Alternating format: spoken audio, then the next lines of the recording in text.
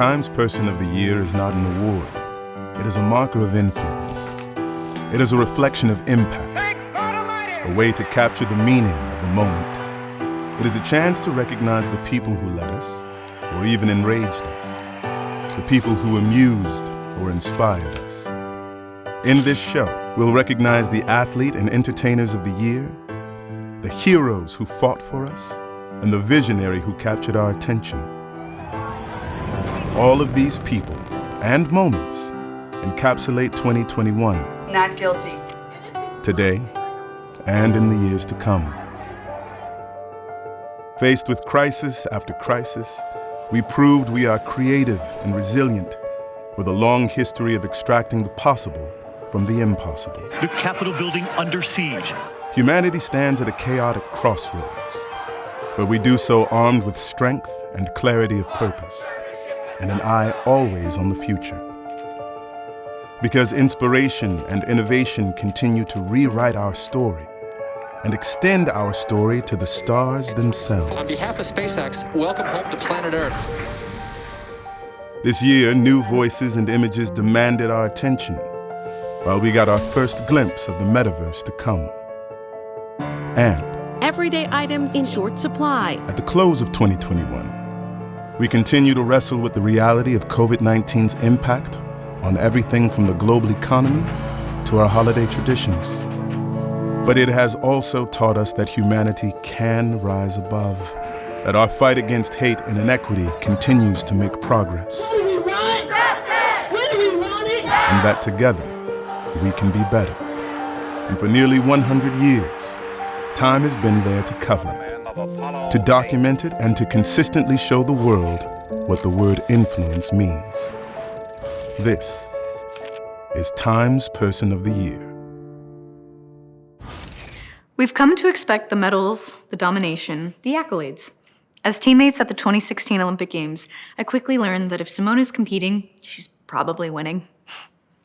She's won regardless of the hurdles, with broken toes, while passing a kidney stone, and while carrying the world's expectations squarely on her shoulders. Her talents are so vast, her record so consistent, that sometimes we forget that this superhuman is also just human. The Time Athlete of the Year, Simone Biles.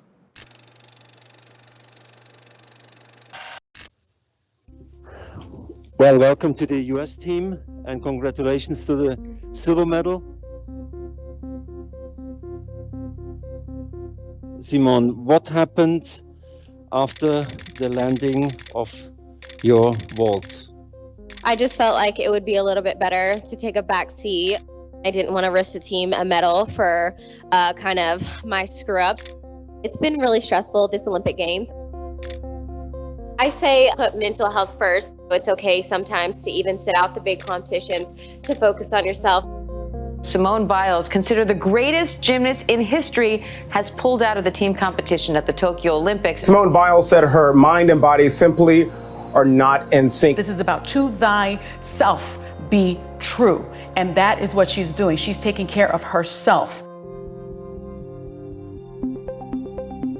When you spend your whole life perfecting one thing, it quickly comes to define you. I am a gymnast. For the thousands of hours Simone has spent in the gym, she has probably said that single sentence 1,000 times more. I am a gymnast. When you're younger, being a gymnast means learning cool flips and bouncing around the gym. We are labeled little daredevils. We are fearless. We learn early on that we can do hard things. And Simone has done hard things over and over and over again. Simone's gymnastics has proven limitless. Everybody's doing a backflip, double, there it is! Wow. But while the physical demand is overwhelming, the mental load can be unbearable. The last 4 years have taken so much. Simone Biles saying she was also molested by team Dr. Larry Nassar. More than 265 victims have come forward since the scandal broke. Suddenly, Simone wasn't just a gymnast. She was a survivor and an advocate. She became the voice for so many, and she refused to keep quiet. They couldn't do one damn job. You had one job. You literally had one job, and you couldn't protect her. The gym became her sanctuary, and also a steady reminder of the trauma she's endured. But she powered through and proved she is powerful. She embraced her strength and willed herself to remain strong. She reclaimed control of her own destiny. This summer, in the midst of the greatest pressure cooker an athlete can experience, Simone made her bravest, boldest move yet. She stopped. The woman with the limitless gymnastics recognized her limit. She met it, she faced it head on, and she chose a different path. She chose not to power through. She chose not to risk her life and her safety for her sport. She chose herself. And by doing so, she gave us all permission to put ourselves first. She reminded us that winning isn't everything, that it's okay to say no. Her voice, her choice, her bold, authentic, unapologetic decision has inspired a movement. I am a gymnast. Simone Biles has uttered that sentence 1,000 times. She has lived it. She is the greatest her sport has ever witnessed. But she is so much more than just a gymnast. And this summer, she proved it.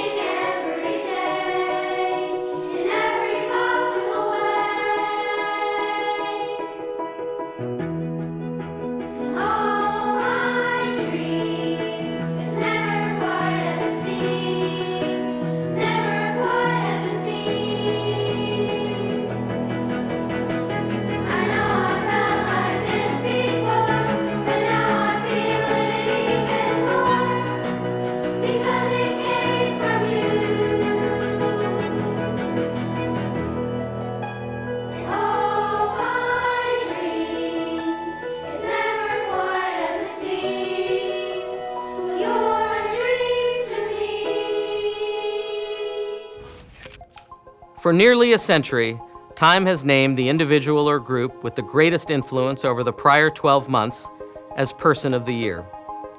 But their effect on the world often stretches far beyond that moment in time. That's certainly true for this year's choice, a person with extraordinary influence on life on Earth, and potentially life off Earth too. From the existential crisis of climate change, from unprecedented levels of inequality, to new frontiers of possibility. No one embodies the themes of this year more than 2021 Time Person of the Year, Elon Musk. I got you, I just heard you. Okay, all right, all good. Thank you. Got it. So, which living person do you most admire? I admire anyone who is making a positive contribution to humanity, whether that is in entertainment or in technology, or, I think anyone who's sort of doing things that are really useful to the rest of humanity is, I admire them greatly.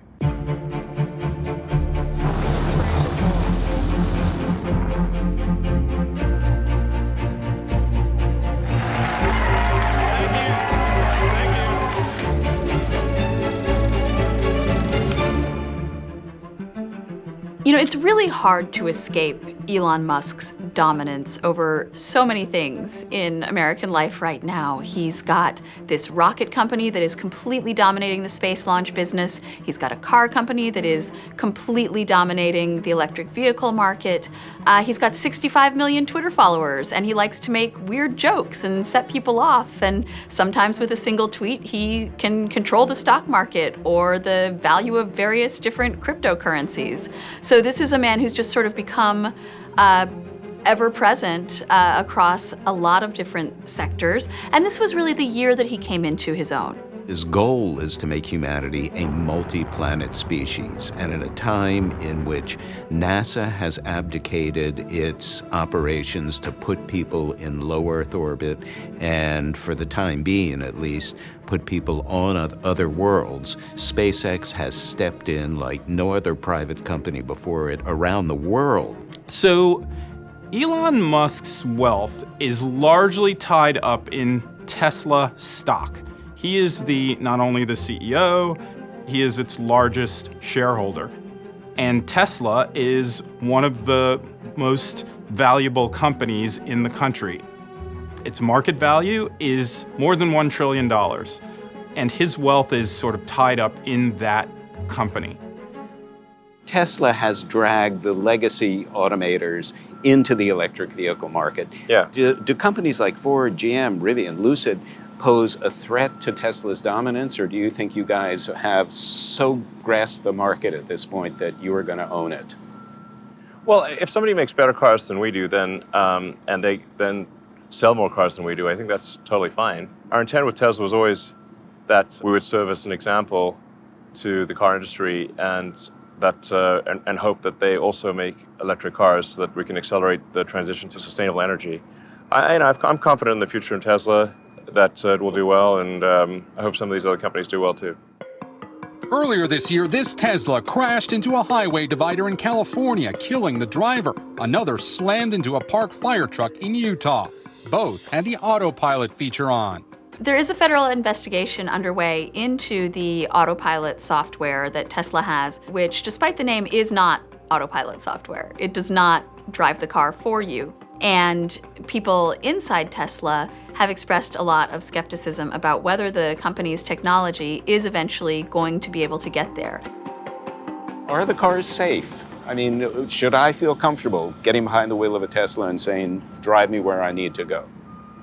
Well, the statistics that I think are at this point unequivocal that far more accidents off autopilot than on autopilot. So this is not to say that autopilot is perfect. Now, to get to full self-driving where you don't need to pay attention, we still obviously have a lot of work to do. So as we get to the point where interventions are extremely rare, even in complex traffic situations, and get to the point where the probability of injury with full self-driving is much lower than with a human driving, then obviously at that point it would make sense to allow the car to drive itself and not have to pay attention.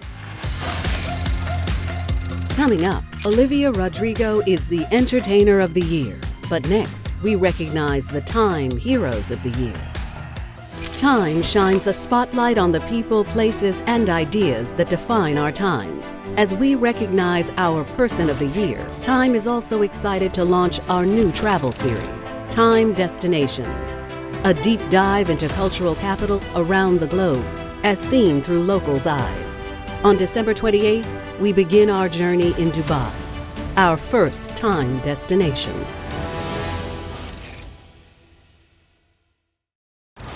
The Time Heroes of the Year recognizes those who protect what we hold dear. And there is nothing more cherished than life and the connections we make with others. As the world began to reunite in 2021, we look back and hail a life-saving vaccine as miraculous. But we must also reflect on the years, decades even, that laid the groundwork for this historic breakthrough. There is no such thing as an overnight success in science or medicine. But thanks to the tremendous effort from these 4 visionary scientists, this was truly a case of the right solution coming at the perfect time. The Time Heroes of the Year are Kizzmekia Corbett, Barney Graham, Katalin Kariko, and Drew Weissman. I think vaccines are misunderstood. And maybe it's because it seems like magic. That simplicity and the mystery of it is something that ends up creating a lot of skepticism. People are fooled by the speed. Everything that we knew when it was time to design a vaccine for COVID-19, we knew for so long, but the public had just become aware of it. If this would happen 2 years ago, we would not be ready. Saying that happened overnight, it took 2-3 decades at least. 2021 was the year when so many praised the miracle of vaccine development. In science, there is hardly ever a simple quick fix, But this was truly a moment of the right fix, a brand new kind of vaccine technology at exactly the right time.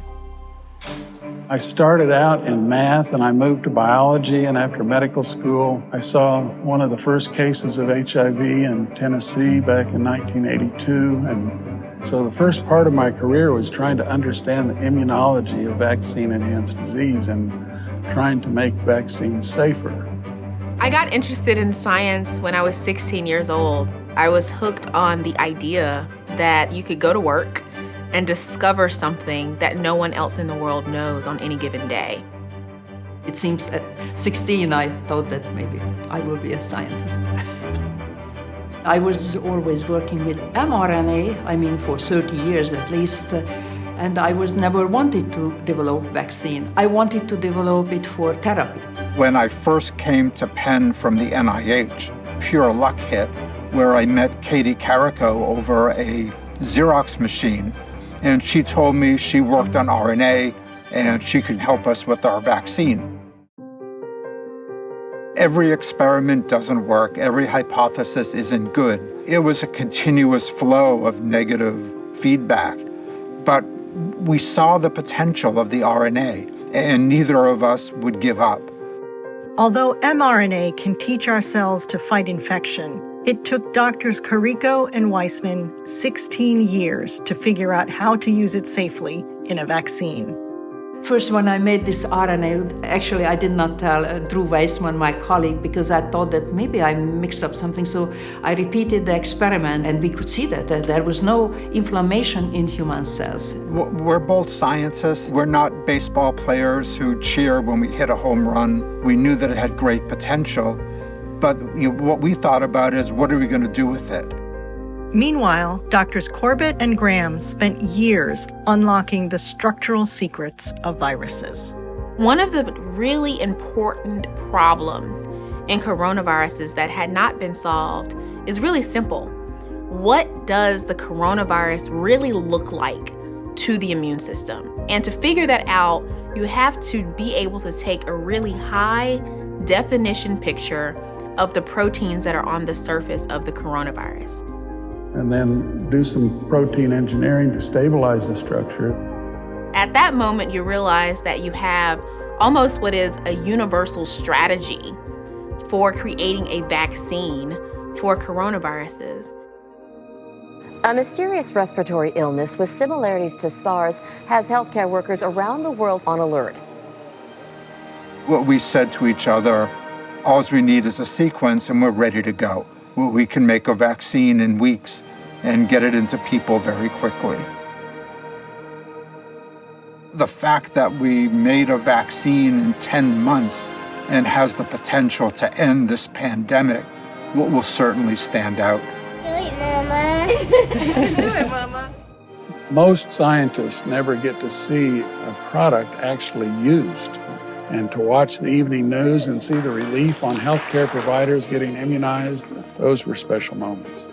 I also get emotional when I get a letter from an elderly home, and they reported that they received the vaccine. There were like 200 elderly in that home, and nobody died.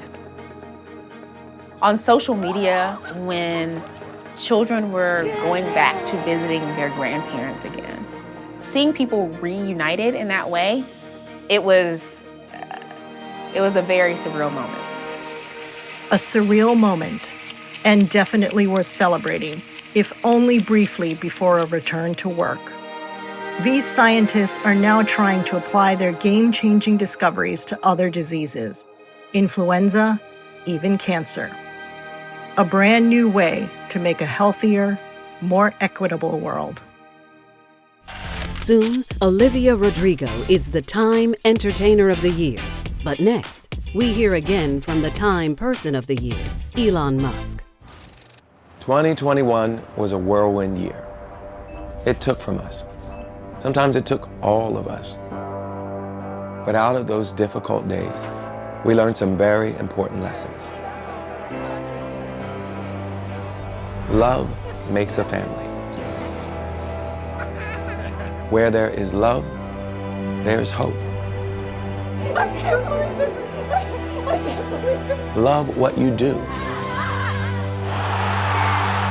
Love finds a way.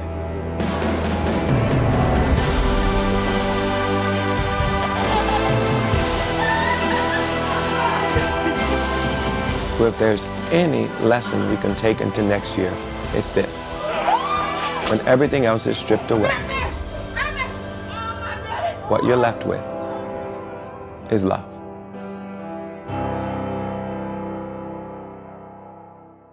So this year, Elon Musk became the world's richest man ever. So we asked him about another pressing global problem, and that is income and wealth inequality. When it's time to pay taxes, new reporting from ProPublica says the nation's top 25 richest people pay little to nothing at all, including Warren Buffett, Jeff Bezos, and Elon Musk. One of the main criticisms of him is just that he's so rich. Should any human being be worth $300 billion? You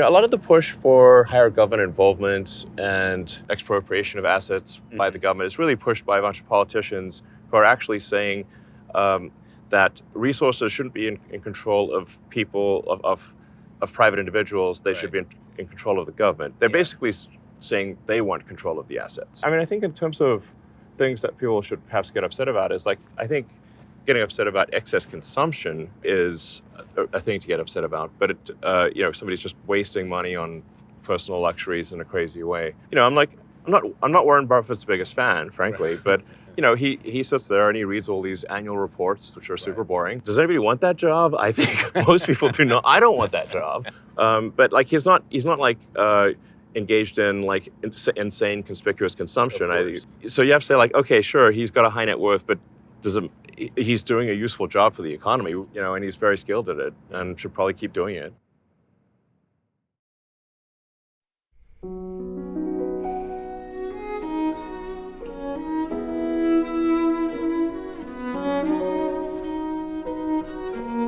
When I work with a group of people putting on a show, we're all trying to make something larger than we are individually.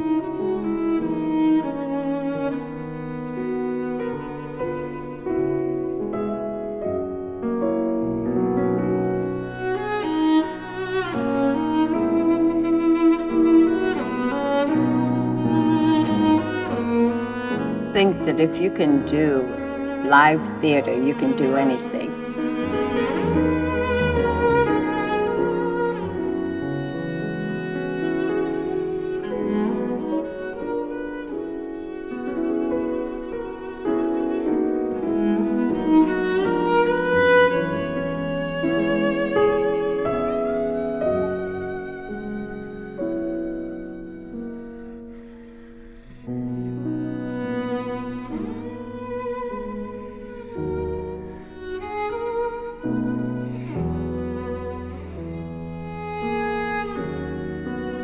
It was the beginning of love and appreciation of the game that's still with me today.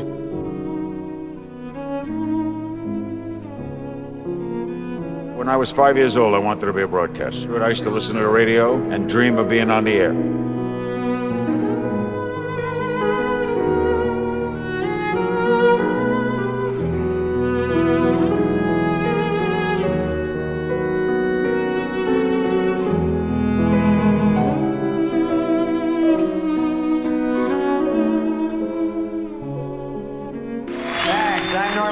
And this is the fake news.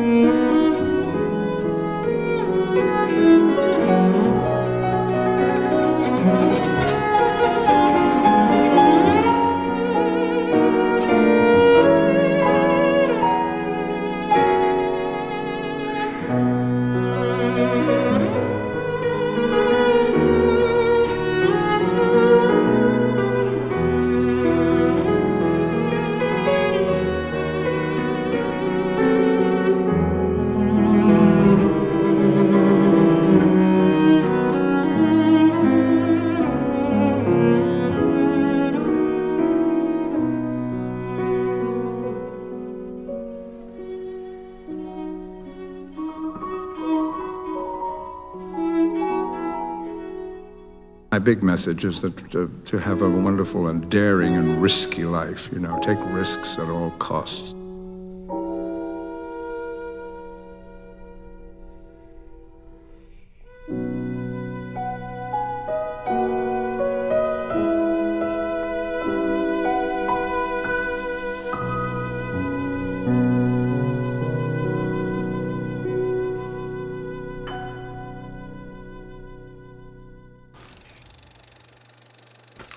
Elon Musk definitely uses Twitter in a way that no other business leader does. And it's gotten him into a lot of trouble in recent years. His Twitter feed is juvenile, to say the least. He has insulted some important people in really immature ways. But when a person with 65 million followers and $300 billion is just having fun, that tends to create ripples in the larger pond. You are, not to put too fine a point on it, the richest man in the history of the world and arguably the most influential. And yet you tweet freely and playfully and somewhat mischievously. Yes, that's accurate.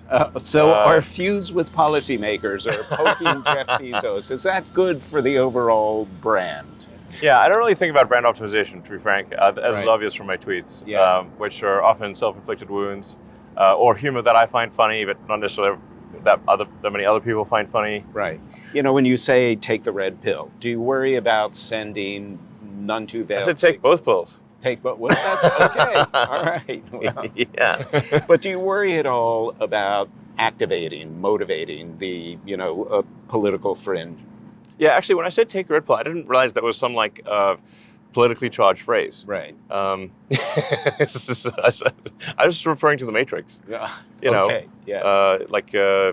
Make sure you accept reality for what it is. Right. But then it turns out it's also some accept right-wing dogma thing or something. I didn't realize that at the time. You do have the ability to move markets with a tweet. Should any one man have that power? Well, the markets move themselves all the time, and so. Especially Tesla stock has seen some very big changes in value from one day to the next based on nothing, as far as I can tell. So do statements that I make, are they materially different from random movements of the stock that might happen anyway? I don't think so. It's not like, stock drops in half or something like that. Right. Soon, the Time Person of the Year talks about vaccines and cryptocurrency. But next, the Time Entertainer of the Year, Olivia Rodrigo. To think of her simply as a pop star, you are showing your ignorance about the creative power of youth. Because this 18-year-old entertainer writes her own material and controls her own music, which means she controls her own destiny. Her talent got her in the door, but it was her savvy that gave her a license to drive the conversation and lend an exquisite and emotive voice to the concerns and aspirations of the next generation. The Time Entertainer of the Year, Olivia Rodrigo.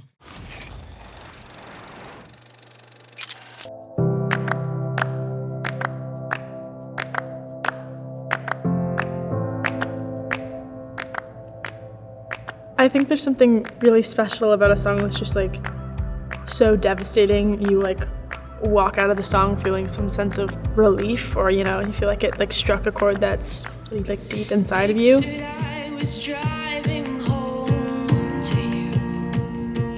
And I think one of the most devastating feelings we can feel as a human being is loss of somebody that you love very deeply, whether that's in a romantic sense or a friend sense or a parent or whatever. And so I've always been sort of obsessed with that kind of emotional journey. I think about that a lot, how, sort of trying times that we're in probably affected people's consumption of the album. Maybe we were all in need of a good cry. I grew up in a household that was very much accepting of my feelings and wants and needs and things like that, which I'm very grateful for. My grandpa actually, when I was first born, he held me in his arms when I was hours old, and he was really good at zodiac things and astrology and reading charts and stuff. He goes, "She's gonna be a performing artist and she's gonna be really emotional." And my friends were like, oh God, what does that mean? But he like couldn't have been more right. Artist of the Year, Olivia Rodrigo. This has been the most magical year of my life, and it is all because of you guys, so thank you so much. This year has been absolutely insane and surreal and wonderful in every aspect. It is such a huge honor to be Time's Entertainer of the Year. To be recognized in this way is just a real privilege. I feel very lucky.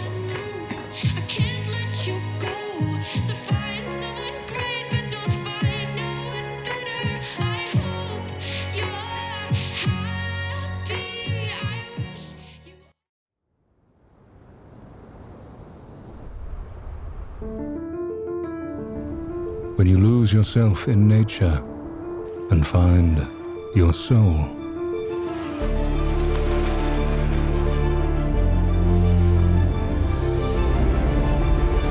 The whispers of the sand will guide you home.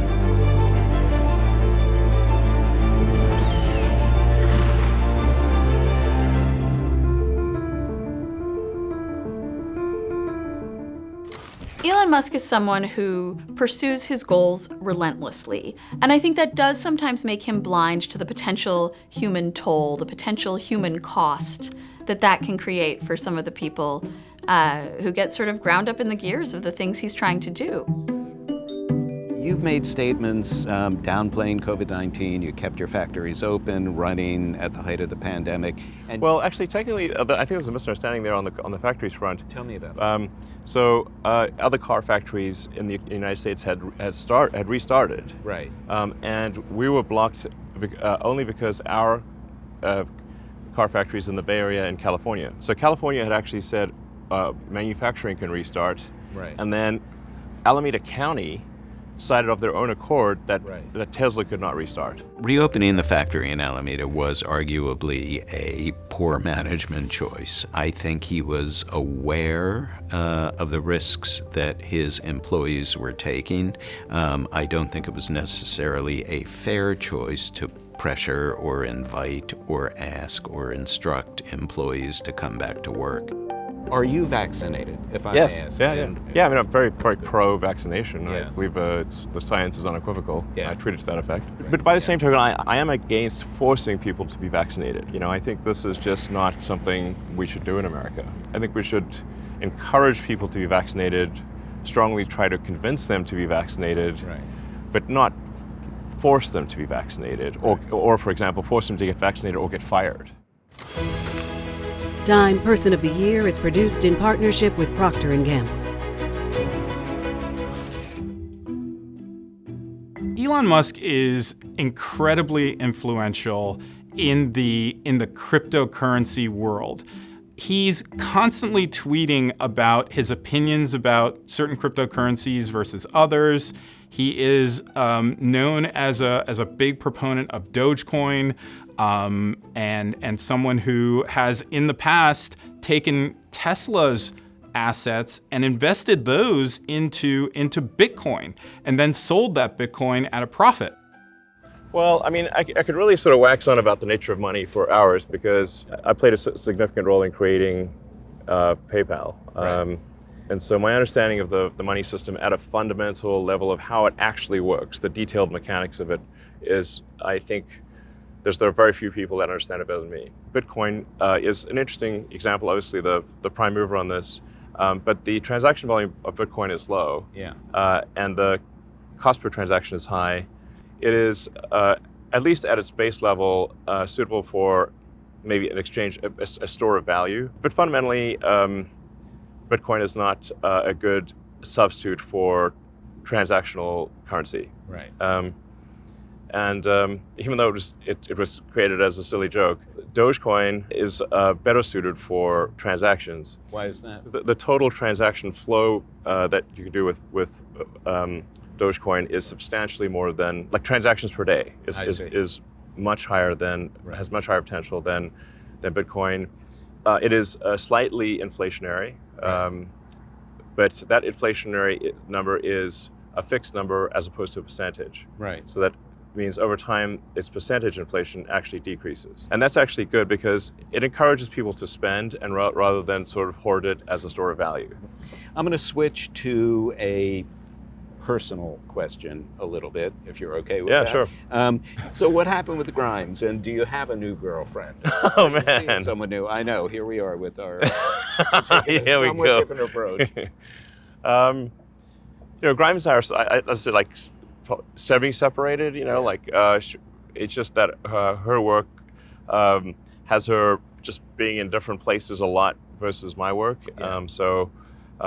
We weren't seeing each other that much. Yeah, we're still good friends, and I do not have a new girlfriend or anything. Okay. Yeah. I mean, this place is basically like a technology monastery, Technology monastery. Yeah. I believe you put that. There's hardly any. I mean, there's some in here, but not many. Yes. And it's remote. Yeah. And we do technology. Yes. So this is the techno monastery. Thank you for watching the 2021 Time Person of the Year.